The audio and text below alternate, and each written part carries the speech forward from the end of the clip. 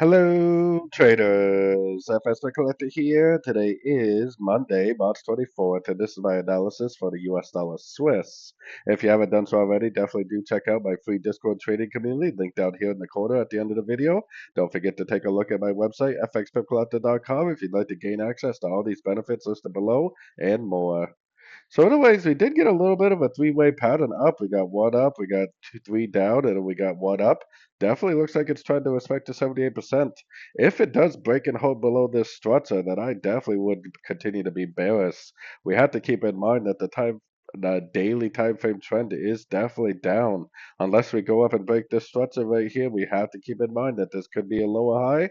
It could push down to the 61%, make another lower high, and just keep on trending down. So the trend is definitely down on the higher roadmap time frames. Going down to the 1 hour time frame, it definitely looks like one, two, three waves up for sure.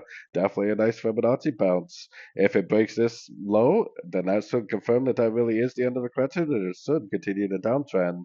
If for whatever reason it does reject this low and start pushing back up, maybe it'll just go back up and revisit the 78% and continue down. We have to keep in mind that as long as it doesn't break this structure right here to the upside, that anything we see here in the middle is just a messy correction to the last wave down.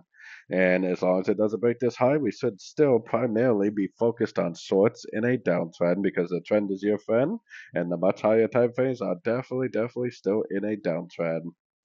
So anyways, don't forget to like and subscribe, and as always, thank you for watching and happy trading.